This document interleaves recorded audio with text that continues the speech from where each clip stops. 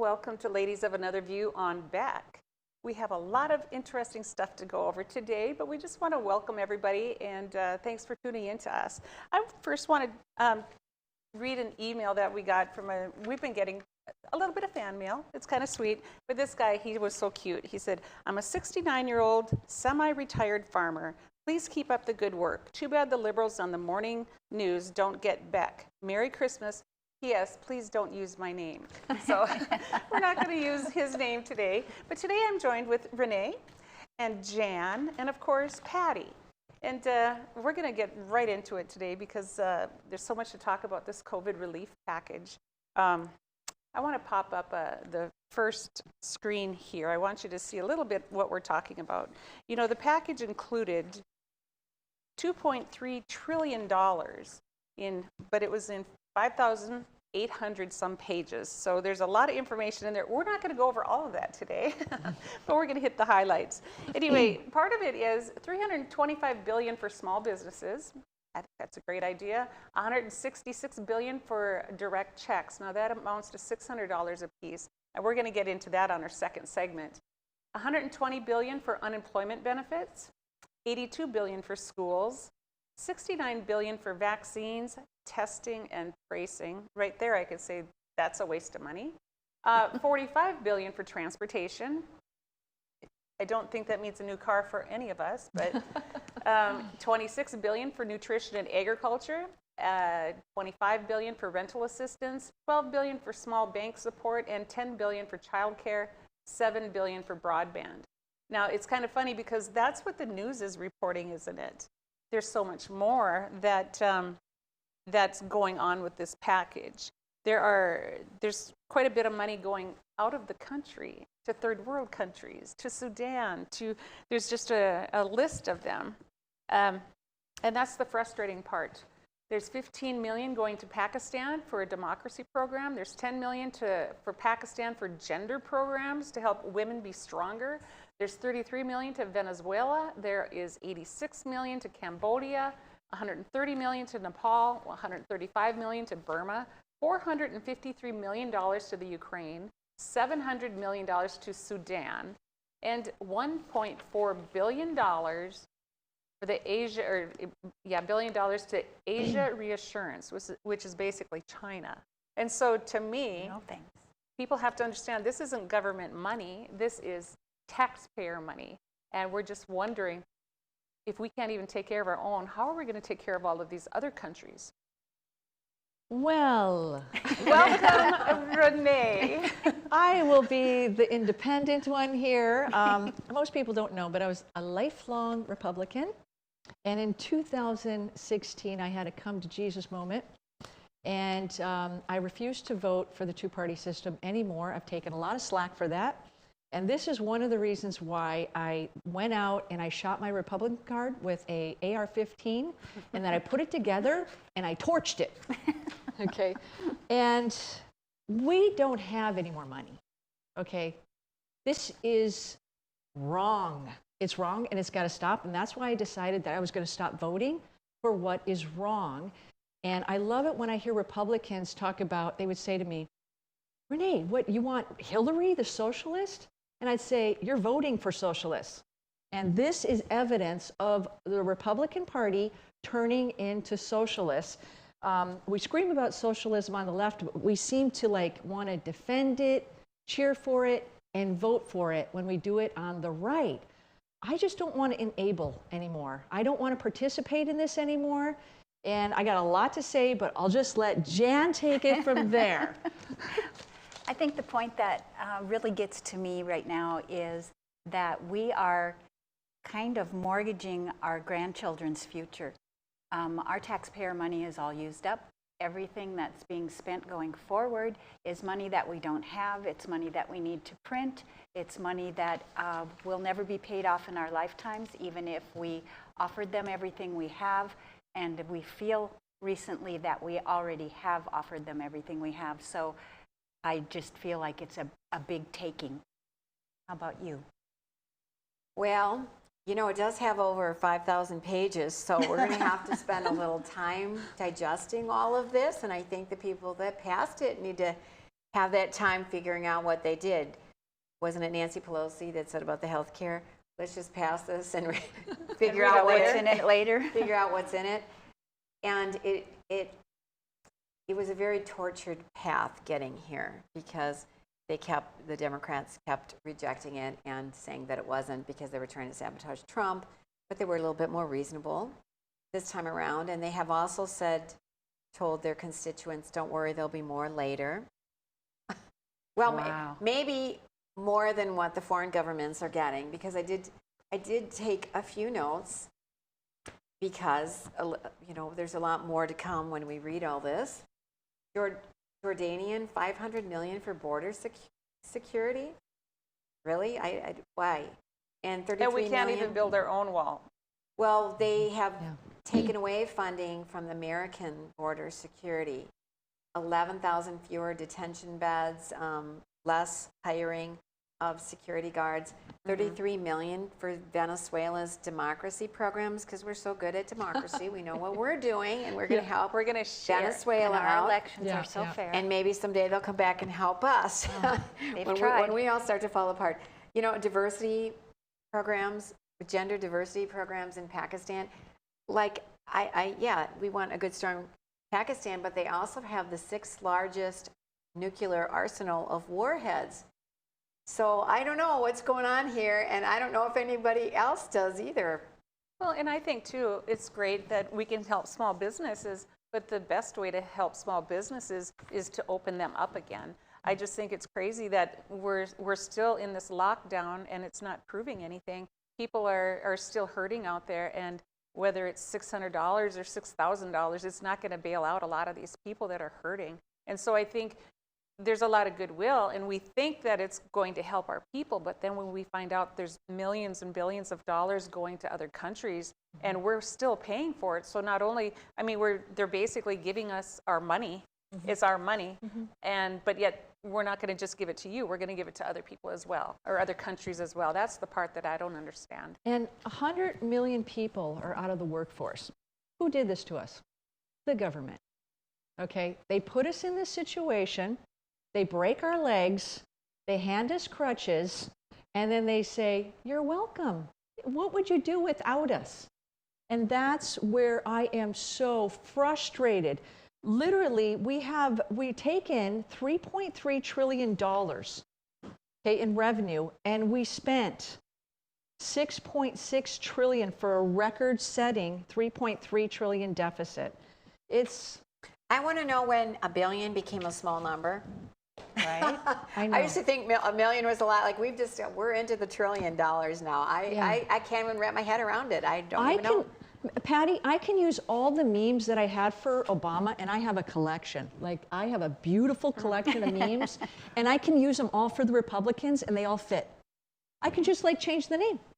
It's amazing. Well, we might not all agree with that. Jan, I saw you had a point. We got about 30 seconds.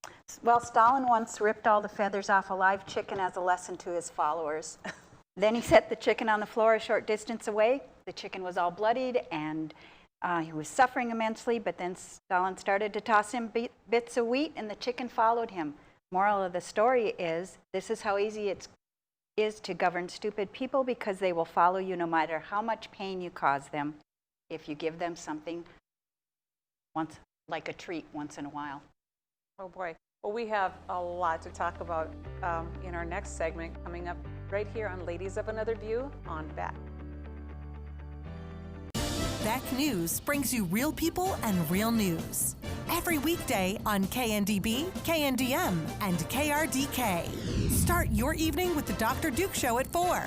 Take a fresh look at current events with Ladies of Another View at 4:30. Go down the road with Joel at 5:30. Watch No Apologies with Becker at 9. Cap off your night with No Filter with Debbie at 10. Beck News. Real people, real news. Capital City Restaurant Supply is your one-stop shop for quality restaurant products for the large to small kitchens. Commercial-grade restaurant and bar supplies, limb game processing equipment, refrigeration, dinnerware, and smallware. We sell everything including the kitchen sink from trusted manufacturers for the chef and all of us. Open to the public since 1971, we are veteran-owned and North Dakota proud. Let us take care of your restaurant and home kitchen needs today by visiting us at 1414 Interstate Loop in Bismarck or on the web at capitalcityrestaurantsupply.com.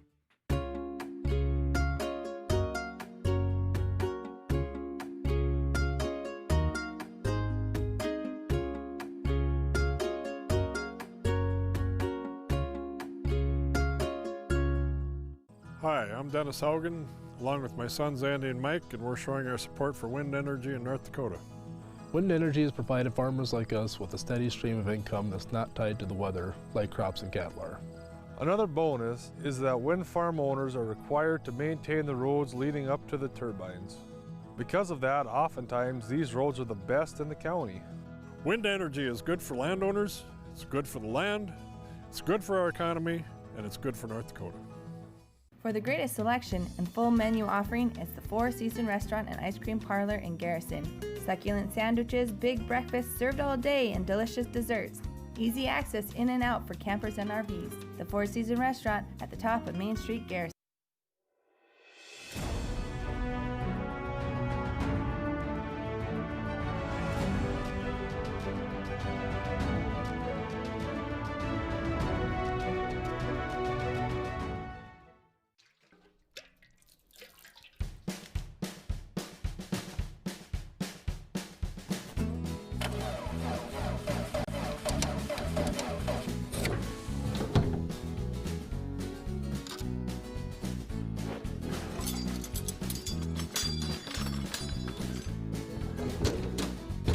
Some things in life are hard.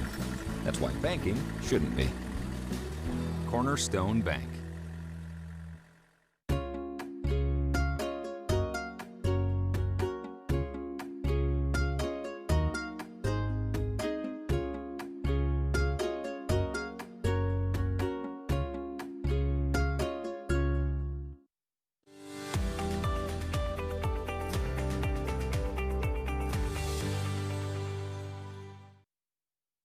Welcome back to Ladies of Another View on Beck.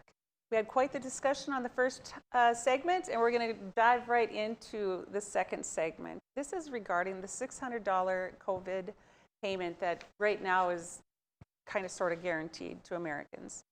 And again, we don't know if it's what the age limit is per se. I think last time, like, the husband and wife got some. The college kids kind of fell in the crack, is my opinion. But anyway, now there's talk about it going up to $2,000, but take a quick look at this. I think you'll get a kick out of this. If there's nothing else, this is the best part of the day. This reminds me of Christmas Vacation when Chevy Chase gets that check, and then Cousin Eddie runs over to get his boss and then just tells him what Christmas is all about. We kind of feel right now like Chevy Chase did, or Clark Griswold at that point.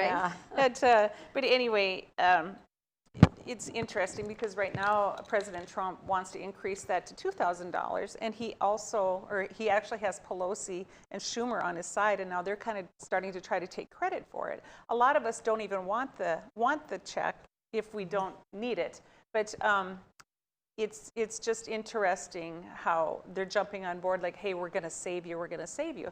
But I have a video here real quick. I'm asking Congress to amend this bill and increase the ridiculously low $600 to $2,000 or $4,000 for a couple. I'm also asking Congress to immediately get rid of the wasteful and unnecessary items from this legislation and to send me a suitable bill, or else the next administration will have to deliver a COVID relief package. So that's interesting, and again, he says that he wants to bump it up to $2,000, but he wants to also get rid of some of the waste. So I think there's a lot that's going to be going on in this. It's not a lot of waste to get rid of. There is a lot of waste to get rid of. Mm-hmm. Well, they should not be spending this money. We don't have the money. We are borrowing this money. I like what Ron Paul, he really nailed it. I'm just going to read a few of his quotes. The monster spending bill presented today is not just a deficits don't matter disaster. It is everything Republicans say they don't believe in. This bill is free money for everyone. Proponents don't care if you're fully employed or own your own house. Free money for everyone, they cry. Maybe these new free money Republicans should join the Everybody Gets a Guaranteed Income caucus. The Treasury can just keep printing up the money. To the so-called conservatives who are quick to identify the socialism of Democrats, if you vote for this spending monster, you are no better than those who vote to pass out free money. You lose your soul and you abandon forever any moral integrity. So the next time you see Republicans in high morals complaining about spending of Democrats and socialism, remind them, if they supported this spending bill, that really there is no difference. And I think we just need to be honest with ourselves. And, you know, if you've ever understood enabling, that's why I couldn't vote for this party, is because I couldn't continue to enable the two-party system that is taking us further and further left.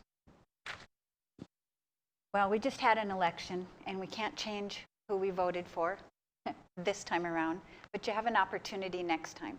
So keep all of these things in mind, and I think that's something that we don't do a lot of the time, is we don't remember the things that we don't approve of, and we don't remember it when we get to the polls, and we don't remember that we have an opportunity to step up and be the one in public service. You know, you kind of have to give kudos to anyone that is willing to give up their life in order to serve us, but we need to find a way to hold these people accountable to what their constituents are looking for. I'm not going to pretend I'm an expert. Everybody knows I'm not, but we are just regular people reading what other people are, and we do our best to do a little bit of research. And it's scary, it's confusing. Nancy Pelosi complained that last time that $1,200 was peanuts. Well, now it's $600 that she agreed to, and there's just so much political wrangling. And we know, though, that we need to look at, you're bailing people out. Why don't you just let them open up their businesses, and then maybe we wouldn't need to be bailed out? Yeah. I know lots of people that have benefited during the COVID time that haven't been hurt financially. Mm-hmm. So just to come up, and I know it's a big country, but just to hand out checks willy-nilly, everybody gets $600 or $2,000. I know the whole idea that it's stimulus money and it gets into the economy and it's going to help, but so would opening businesses, you know, right. And in North Dakota, we have it way, way better than some states that California, New York, you know, we've heard some of the horror stories. We've talked about some of the horror stories. So I'm just not jumping up and down about $600 because I'm worried about over $1 trillion going overseas. I don't know why. A lot of it sounds pretty crazy, the stuff they're putting our money into. So yeah, I'm not real excited about this. Right. And I guess, you know, there was also some aid going to unemployment in that part. I know some stories from the last time this happened. A gentleman was a welder, and he went ahead and he took the unemployment. Okay, well then this particular business in our area here said, you know what, everybody come on back, you're all guaranteed your jobs back. Well, this guy was making more money staying home, and so he chose to stay home. Well, then his mommy got on Facebook and said, hey, can anybody help out my 28-year-old son? He needs a job. And it's like, first of all, he's 28 years old. Mama doesn't need to go ahead and help him find a job. Second of all, well, she had said that, he got caught in the unemployment trap. And it's like, unemployment trap, you're an able-bodied worker. Get your butt to work. Go work. If you don't need that extra stimulus money, don't take it. But he fell in the trap. But anyway, he went to get his job back, and they said, no, we offered the job to you. You don't get it. You didn't want it, so now you have to find your own job. So, you know, there's just so much to this whole bill that I don't understand. I mean, over 5,000 pages. You know, the big news is right now about the $600. And, you know, that's not going to make or break anyone. I mean, I think the poorest of the poor, it's absolutely going to help them. But for these businesses that are losing tens of thousands of dollars a month, it's not going to help. And I know there's small business loans, and there's that kind of information too that I'm not up on. So hopefully we can get some answers, because after our next segment, we're going to have Senator Kramer on here, and maybe he could help us wade through this big ocean of information. I don't think we can do it in 2 segments, but at least we can get a grip on it and get some understanding of it. But it is definitely interesting. It's confusing. It's very confusing times. And Renee, I understand what you're saying, but let's look at the fact that we do have COVID thrown in here. This isn't a typical Well, and time that's where for it us. started. It was supposed to be, it was a COVID relief package. Right. Actually, the debt started before COVID. It was. did. It's, Oh, no, yeah, it's been but going on like, for years. let's just say I'm just COVID. talking about these Right. last 4 years. Okay. Major debt under Trump, increasing by almost $7 trillion. Do you remember the songs about and the videos like how much is a trillion under Obama? I can't tell you. I posted constantly for 4 years about Obama. And so I can't just sit here and be a hypocrite and not post the same thing. I'm being completely consistent. The same and things I'm well, complaining about. It'll be good to hear what Senator Kramer, how he can address some of that. Absolutely. So anyway, we are going to be back right after these messages on Ladies of Another View on Back.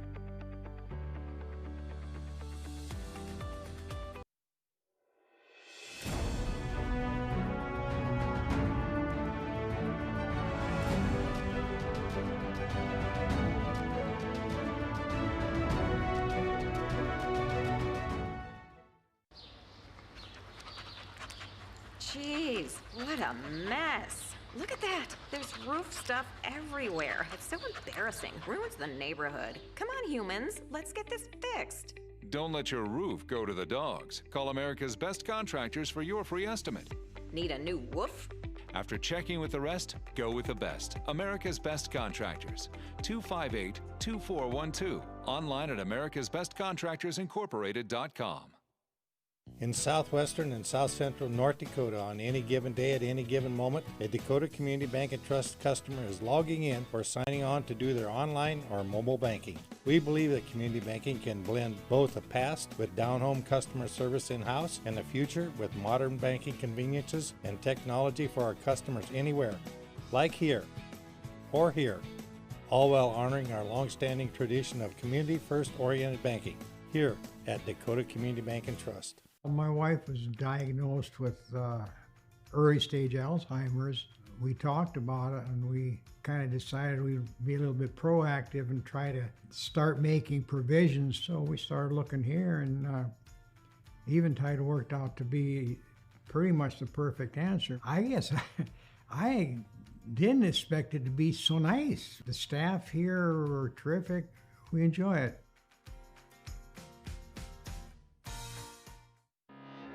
They say when the going gets tough, the tough get going. At OK Tire, we're here to keep you going. From Firestone tires and replacements to retreads and even Firestone tracks, we have you covered. Our certified Firestone experts are ready to get you back up and running, no matter if you're on site or in the field, saving you time and money. OK Tire, we keep the tough going. Now is the best time to plan for your 2021 farm equipment needs. North Dakota-based Summers Manufacturing is currently offering early order savings. Take advantage of big savings on North America's broadest tillage line, including the Super Coulter Samurai and the innovative VRT Renegade, as well as the best-built, best-backed land rollers in the industry. Talk to your Summers dealer today or go to summersmfg.com to learn more about early order savings available on all Summers equipment.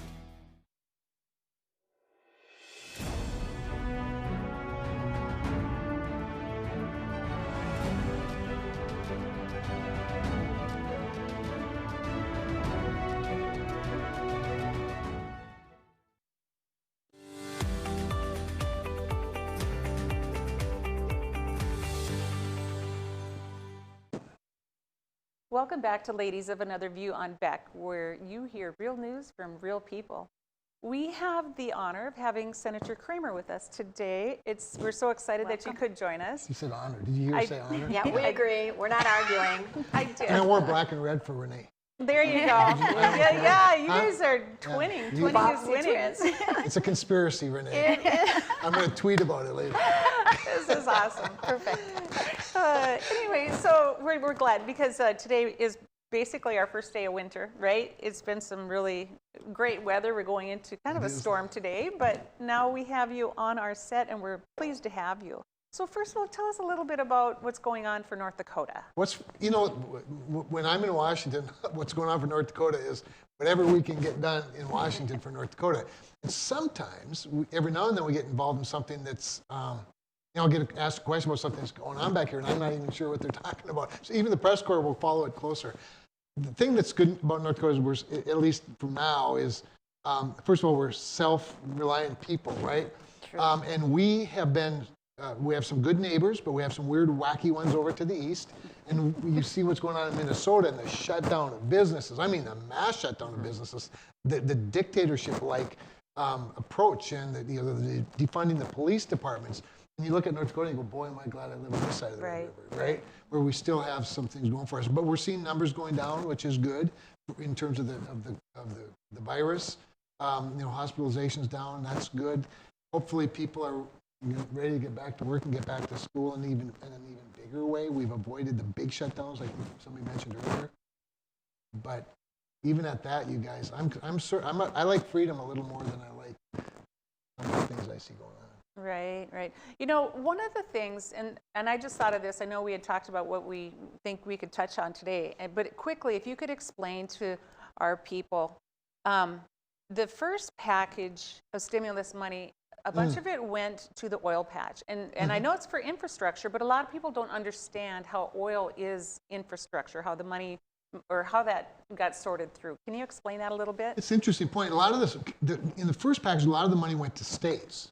In this package, none did. So that was a big fight between conservatives and Democrats, and they wanted a whole bunch to go to states, to governors, and we wanted none to go to them, and we prevailed on that one. That was a tough fight. But part of the reason we didn't want it to is because states already had a lot of money. States and counties didn't always filter down the way some people wanted, but again, conservatives are more, we believe more strongly in federalism, cooperative federalism, so that even largesse from the federal taxpayers should be funneled through states, through governors and legislatures. So that's the way we did it. Some of that money Governor Burgum used to put oil workers to work reclaiming areas that didn't have any reclamation because they had been drilled prior to those reclamation laws. And so that kept people working as opposed to getting the unemployment benefit. Sure. And it kept them working sort of in the field they work in. Plus, it provided an environmental good for our state in western North Dakota. So I thought it was genius on the governor's part. I thought it was a great way to use the dollars, but that was up to them. That was a state decision with federal funds. Sure.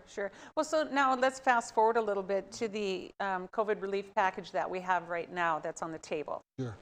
So it's really funny. It was fun listening to you guys talk because I'm thinking, I think they're talking about other things besides COVID, and you were.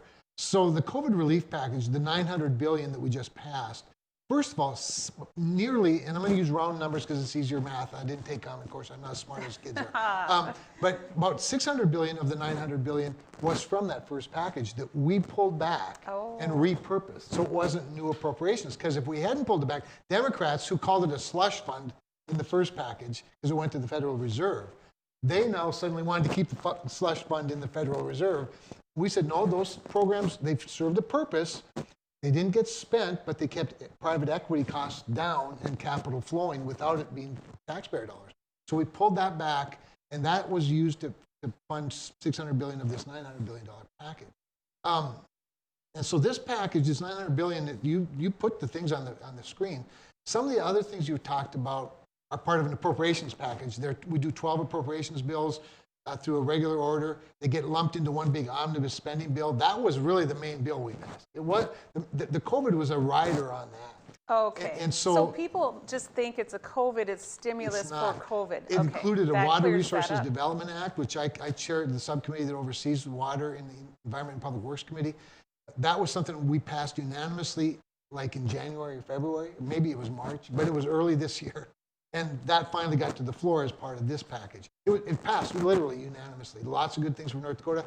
Lots more controls on the U.S. Army Corps of Engineers because they've been unaccountable for so long. I hear you These on were that. things that I put into the bill.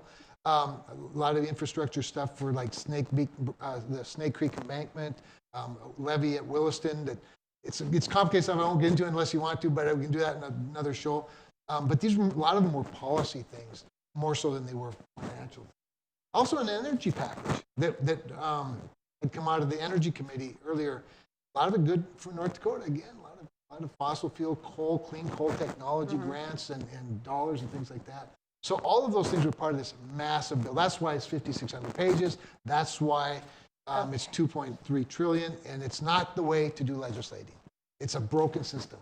It is. Badly broken. But anyway. Well, and that's what we were wondering, because basically what I hear you saying, Senator Kramer, is that we shouldn't really be looking at the COVID relief package in comparison with what else is going, because there's so much money going overseas, but really it's two different worlds. They just happen to be lumped in together. But I think the reason it is being brought up, because they're saying, and maybe it's not fair. Oh, Americans are just getting $600, and look what Jordan's getting, and look what Pakistan is getting. And you're saying really you can't compare apples and oranges? Well, you can compare, because it's still all coming from the same pot of money, which is the taxpayers. And Renee's concern, for example, about the debt is very real and problematic, but the big driver of the debt is nowhere near most of this stuff. It's on the mandatory spending side, which is Social Security, Medicare, Medicaid, all the things Donald Trump said he would never touch. And she's right that Republicans have always wanted to deal with. I shouldn't say always. I have. I talk about it all the time. They've tried to beat me over the head in every election, including the one I won for Senate, because I'm willing to talk about the mandatory side of the ledger, which is 70% of our spending. This year was a bit of an anomaly, obviously, because of the COVID, and there is about, I don't know, going to end up being probably close to $4 trillion spent just on COVID relief. But we do that in natural disasters and in big disasters. We just have never had a national disaster, a global disaster like this one. With regard, though, Patty, you raised the overseas money. Most of those things are annual expenditures. The one that isn't, ironically, is the Sudan one. And that, of course, is part of the Abraham Accord that Donald Trump negotiated. Getting an Arab country like Sudan to sign an accord, a peace accord with Israel, along with the United Arab Emirates and others, because we'd rather have peace in the Middle East and have allies with Israel, our one ally, especially Arab allies, because that makes it easier to stand up against Iran. And so, in fact, the Saudi Arabian Princess Riyadh is the ambassador to the United States. Her and I talk on a regular basis about these things. Saudi's the big one we want to get there. But Egypt, Jordan, those are countries that border Israel. So most of when you talk about countries like that and what we do there, it's largely in protection of Israel, who is our main ally in the region and the only democracy really in the region. Anyway, and I can get deeper into the weeds on some of that stuff as well, but there's also some other African spending that's getting back to China. One of the best things I think Donald Trump has delivered for the United States is a clear understanding that our biggest adversary and most dangerous one in the world is China. He stood up to them, and they're fighting back like crazy. And some of that Asian money was, again, it was money that's set up by him to help combat China, to end North Korea, and to help spread democracy and create alliances in Asia. We have allies in Asia, and particularly India now, the largest democracy in the world. I'm very active with India. I had lunch with the Prime Minister, Modi, who's a good friend of our president's. They are an important ally because, of course, they border China, and they're about the same population. And so we want to sell them more protein from the United States, and we now have more of a national defense alliance with them. Egypt's another one. 1.3 billion of these dollars go to Egypt. Well, Egypt, of course, they also border Israel, and we've been doing that for many years. And they use that 1.3 billion to buy American-made munitions and defense equipment and weapon systems. So. Anyway, but anyway. You know, we're out of time on this segment already. It goes that I'm a senator. I filibuster. That's what we do. So anyway, we're going to be right back on Ladies of Another View on Beck. Howdy folks, it's the Caroline Cafe. I reckon it's time you're due for a hearty meal. So saddle up for the day with one of our Hay-Boston breakfast homemade soups. Fill your grill at our salad bar, sink your teeth into our famous Caroline burger and barbecue ribs. Top it off with spoon-rattling pie with a calm roll that's sure to put a smile on even the toughest outlaws. Shake the dirt off the boots each night and warm up with the gang. Tell them about it, Stacy. I can't wait to see you at the county line. Since opening in Hebron in 1940, Dakota Community Bank and Trust has been your hometown bank. Our mission has been to provide modern banking convenience with old-fashioned hometown service. We've grown with the communities we serve through year-round events, countless sponsorships, and nearly 7,000 hours of volunteering each year. Learn more about our 80-year history at dakotacommunitybank.com. Jeez, what a mess. Look at that. There's roof stuff everywhere. It's so embarrassing. Ruins the neighborhood. Come on, humans. Let's get this fixed. Don't let your roof go to the dogs. Call America's Best Contractors for your free estimate. Need a new woof? After checking with the rest, go with the best. America's Best Contractors. 258-2412. Online at americasbestcontractorsincorporated.com.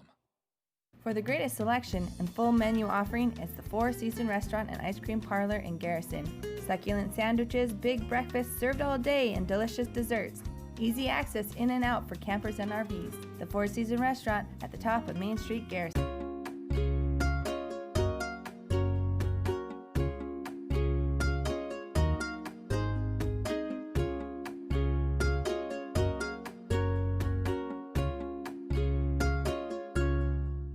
Are you a thrill seeker, sightseer, or day tripper? The Ford Bronco Sport SUV is built for you. Four Bears Casino is giving away a 2021 Ford Bronco Sport loaded with a ton of interior space, safari-style roof, smooth suspension for any terrain, and easy-to-clean surfaces. Qualify now just by playing your favorite slots at Four Bears Casino. Double points on Sundays. Also get in on Super Senior Wednesdays, slot turning Thursdays, and hot seats on Wednesdays and Thursdays. Spin into Four Bears Casino and Lodge for chances to win.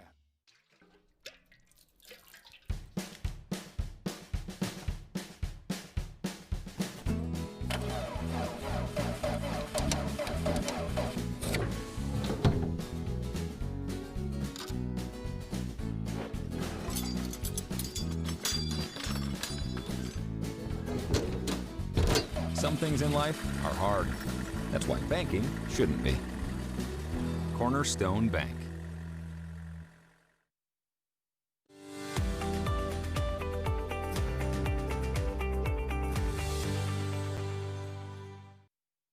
Welcome back to Ladies of Another View on Beck, where you hear real news from real people.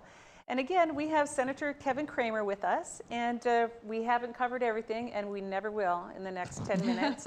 But so talk to us a little bit more about the COVID relief and how it's between 600 and 2,000, and then who's eligible for it. Okay, so the direct payment piece, that was a big fight, and it was a fight where the president wanted 1,200. Most Senate Republicans didn't want any, and they ended up settling on 600. And which, you know, sounds like a pretty easy negotiation, but I actually think the 600 it's fine. I'd rather have had 1,200. I was very grateful we didn't do any for states. You guys, that was the thing most offensive to me, because states still have a bunch, and we did free them up to continue to use what they received earlier. But so the 600 goes to people who make $75,000 or less, or couples that get make $150,000 or less. That's income. As per your W-2s and your tax returns, and then $600 per child. So it's aimed at the right, I think, category. Then there's $300 unemployment insurance benefits, because you mentioned about the welder. That was such a perverse incentive in the first CARES package that it was a miracle anybody went to work. But this is half as much. So there's still, we don't have that incentive to not work. It expires March 14th. It's $300 a week of unemployment insurance benefit. And then the COVID, I will say this, the thing I worked the hardest on was to simplify the forgiveness in the Paycheck Protection Program dollars. You might recall that they were supposed to be forgiven if you spent it on the right thing, that is to keep your payroll going. And this SBA, like the bureaucracy always does, made a very complicated form, 14 pages. You need 2 CPAs and a lawyer to do it for you. Some people got a loan of $5,000 or whatever. You know, they had to spend $2,500 just to comply with the law. I got language in that said at $150,000 or less, which is 85% of the loans were $150,000 or less for small businesses. All you had to do is attest on a single page that you spent the dollars to keep your payroll, and it would be forgiven. Now, you're still subject to audit, but you don't have to hire a CPA to fill it out. And plus, we changed the standard that the SBA wanted to use. You guys, the bureaucracy loves, Renee, you'll love this. The bureaucracy loves the standard of good faith effort, because that gives the bureaucracy all the authority to come at you and say, oh, you drained that wetland. You shouldn't have done that. Well, I made a good faith effort. No, you didn't. We'll define for you what good faith is. Could I ask you a question, Senator? Yeah. Okay, so we are $27 trillion in total debt today. And the Republicans are saying that Trump is keeping us safe from China and so forth. But are we safer or less safe if we continue to get deeper and deeper into debt? You know, we have, we're crushing debt for our children.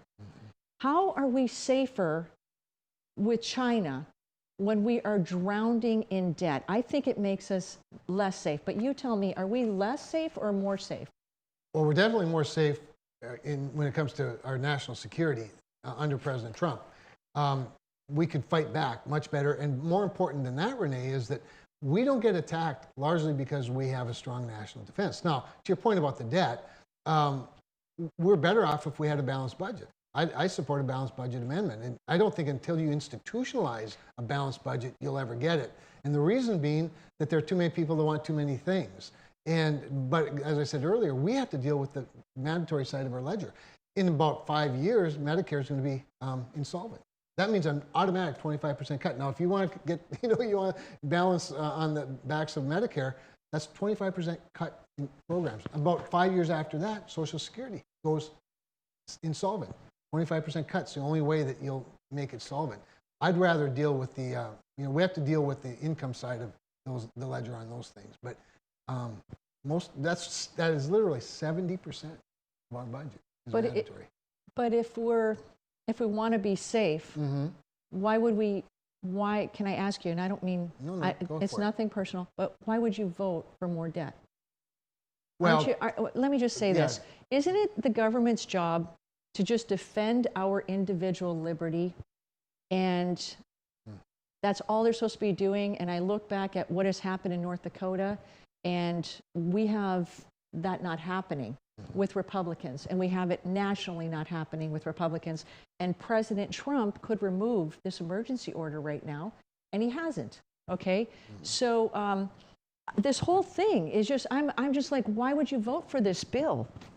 Well, I vote for the bill because there are a whole bunch of really important things for the people of our country. And you're right, countries like China, Russia, who can just print money all they want, and then you can say that's what we're doing. They're not, I wouldn't trade economies with any of them. And the reality is they just have a much more efficient system. It's called communism. And it works really well if efficiency is your only thing. But if you love freedom too, freedom does come with a cost. Now, can we get to a balanced budget? I'd love to get to a balanced budget, but we're not going to get to a balanced budget if we never touch the driver of the debt. And the driver of the debt are the entitlement programs and the mandatory side of the ledger.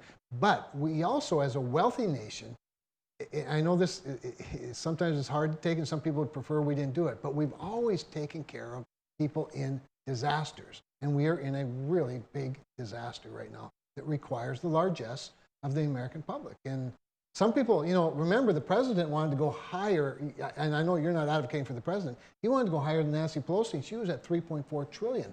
Not $900 billion, $3.4 trillion. So we feel like we've whittled it down to a more of a target. And they're still trying to take some of that off, it sounds like, or President Trump is still trying to whittle away at it. Well, he can't really do, he could veto the bill, but he's already going to get overridden. He just vetoed today the National Defense Authorization Act. Sure. Over things that aren't in it. And he's going to we're going to probably override that. I certainly hope we do. He's deadly wrong on it.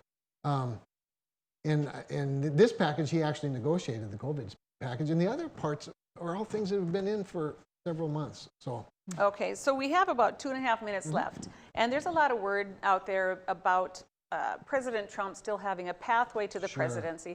Can you just touch on that a little bit? Yeah, the only pathway I see, remember the Electoral College has already voted, all of that. The only path I would see would be if somehow in some legal means, and he's got, I think, about 7 cases in front of the Supreme Court right now. His first case was he just poorly filed, frankly.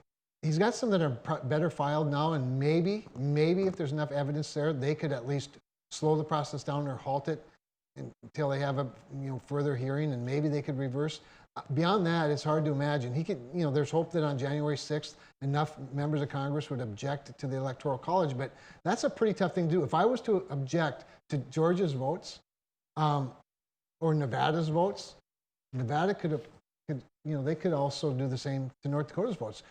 Again, federalism is it's the heart of our Constitution. We let states handle those elections. So it's tough for me, Mary, to see a path. But we have to deal with the problem, and that is that there wide open mail voting. Remember, the reason we don't have a $3.4 trillion package is because in addition to $3.4 trillion, Nancy Pelosi wanted to include, take away states' rights in voting. She wanted to make it impossible or prohibit states from disallowing illegal immigrants to vote. She wanted to disallow states, prohibit states from doing voter identification to vote. She wanted to make it national, that every state could and should do ballot harvesting and wide open vote by mail, unsolicited vote by mail. That was all in their package of $3.4 trillion. And then so when you see all the fraud, the videos of the people stuffing the machines and all of that, I mean, and if there's any interference at all, doesn't it make the whole thing null and void, like it's an illegal? Yeah, you only have 30 seconds. Yeah, it's a great question, because what you're advocating there, and I'm not saying you are, but your question is on the premise that we should have national elections.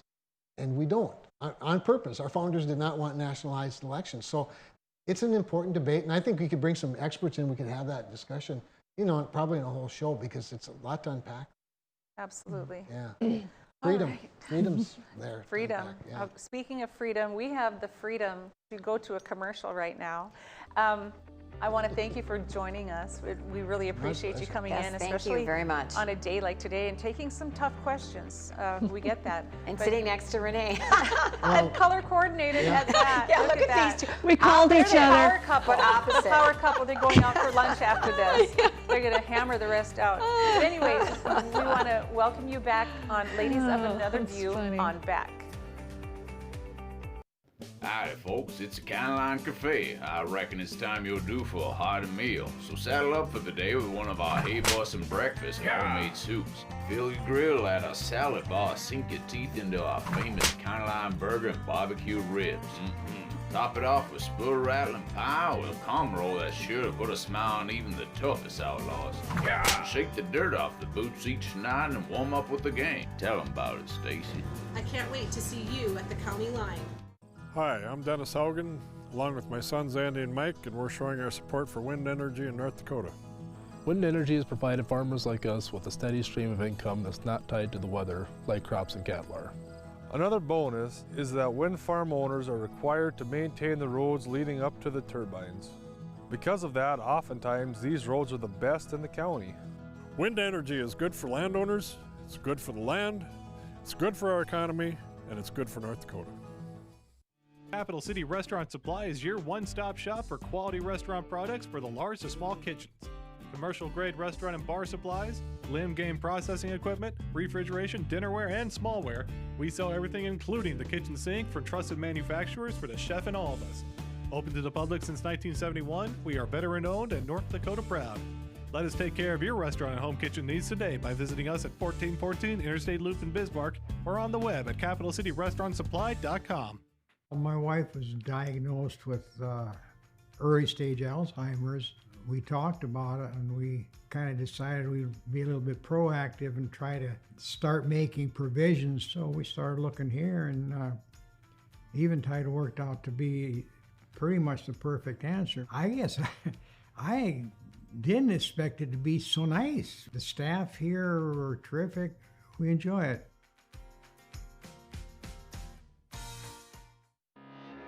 They say when the going gets tough, the tough get going. At OK Tire, we're here to keep you going.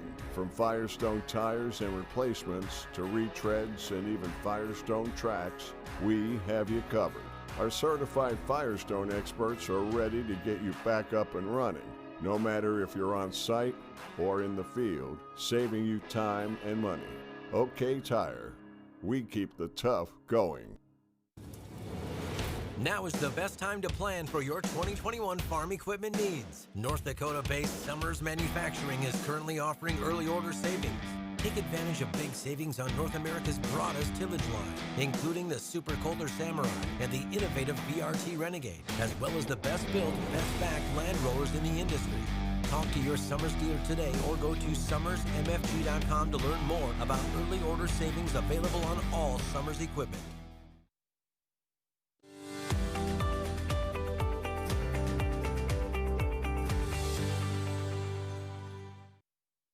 Welcome back to Ladies of Another View on Beck. I tell you, one show is just not enough time. I know Jan had some questions and she didn't get to them. It was just, and I'm sorry about that. It's just musical chairs. Musical chairs, that's right. And but he promised to come back on so we can get those questions answered. And I know that's tough. And I'm sorry that didn't get on. But anyway, we are in the section what we call the lighter side. And Renee had actually pointed out a story. This is a hero story about a little boy who helped his family. Let's go right to the clip. Last week, while Nicole Davison and her family were sleeping, and about 11:30, someone woke me up, and I know it was God. Their home was on fire. She and her husband, Chris, jumped out of bed to save their family. And he grabbed a fire extinguisher trying to buy me time to get the kids. And I grabbed the boys because they were the closest to the fire. With the blaze spreading quickly, they ran outside, but their 22-month-old daughter was still inside her crib. The scariest moment of my life was when I thought we couldn't get her.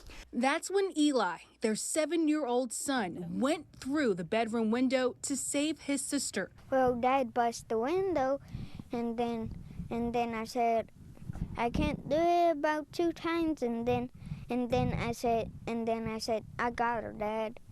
And when we got down there, I said that I was scared, but I didn't want my sister to die. A heroic act from a courageous little boy. It's okay to be scared, but you're brave inside and you can do it when you want.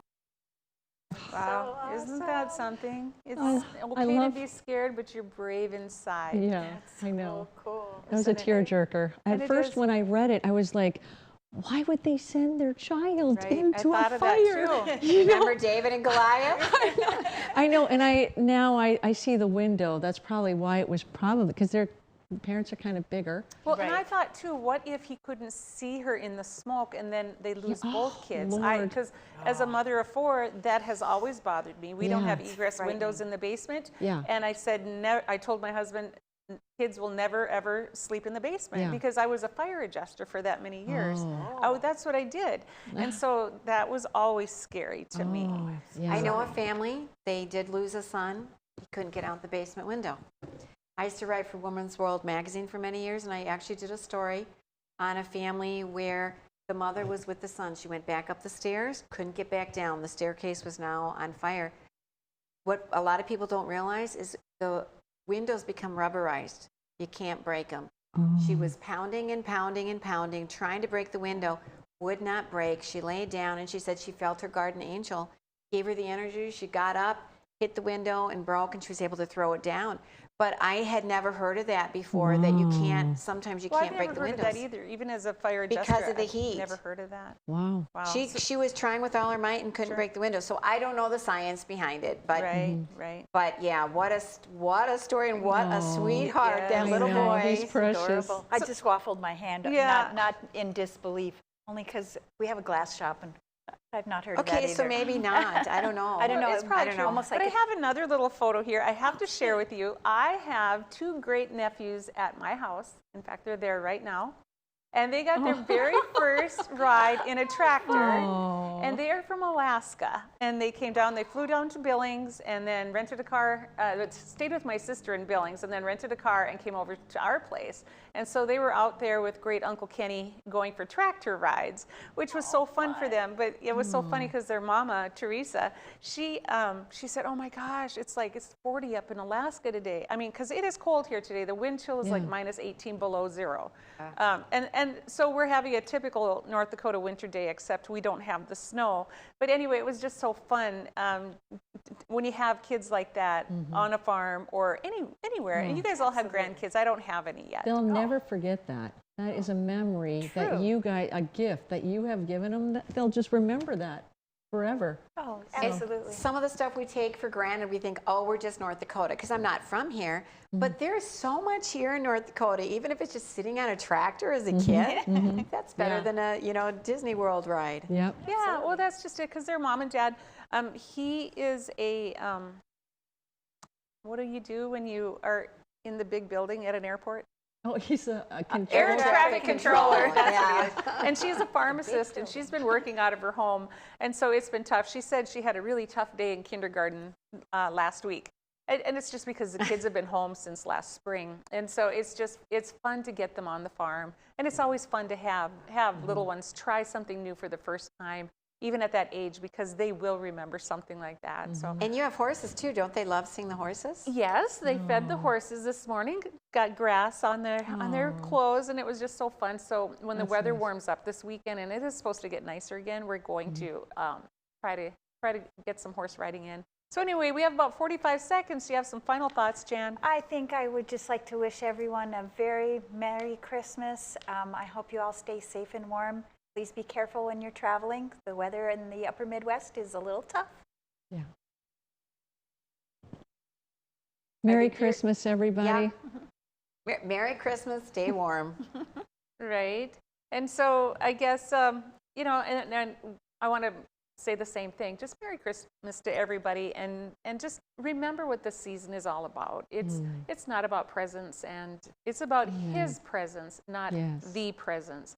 And that's what Christmas is all about. And I think it's time we get back to thinking about things like that. Amen. So now the next couple of days, you're going to have the best of Ladies of Another View. That's something new for us. We do have a couple of days off. And so we'll be back live with you again on Monday. But we want to thank you for joining us, and take care of each other.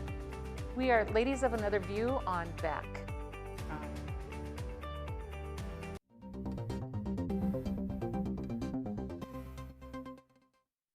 Beck News brings you real people and real news. Every weekday on KNDB, KNDM, and KRDK. Start your evening with the Dr. Duke Show at 4. Take a fresh look at current events with Ladies of Another View at 4:30. Go down the road with Joel at 5:30. Watch No Apologies with Becker at 9. Cap off your night with No Filter with Debbie at 10. Beck News. Real people, real news.